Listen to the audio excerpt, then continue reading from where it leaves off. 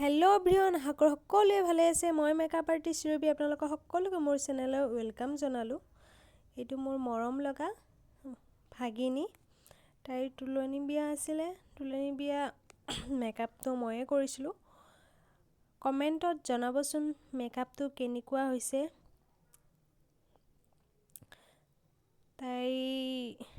তাই এনেই বহুতে উৎপতীয়া, কিন্তু যেতিয়া মই মেকআপটো কৰি আছিলোঁ 2 ঘণ্টা সময় কেনেকৈ যে থাকিছে মোৰ লগত, মানে আচৰিত ক'ব লাগিব। মেকআপ বোলা বস্তু তাই ইমানেই ভাল পায়, 2 ঘণ্টা একো নোখোৱাকৈ মোৰ লগত ধুনীয়াকৈ বহি মেকআপটো কৰিছে।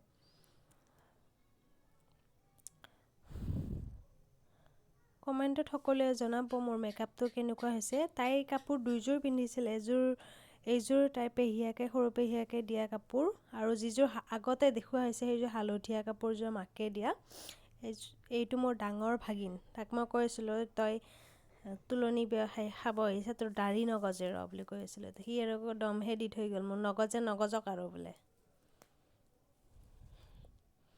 ছাইডত যে খুৰীকেইটা বহি আছে দেখিছে চাগে, কমেণ্ট দি আছিল মেকআপটো বোলে বহুত ভাল হৈছে তেওঁলোকৰ মতে। এনেকৈ কমেণ্ট সন্মুখাসন্মুখীকৈ পালে ভাল লাগে আৰু কামবোৰ কৰি গৈ থাকিব ভাল লাগে। শেষত আমি যেতিয়া সকলোৱে যোৱাৰ পিছত আমি ভাত খোৱা পৰিৱেশ। এইটো মোৰ ক'লা কাপোৰযোৰ পিন্ধি আছে যে মোৰ সৰু ভণ্টি।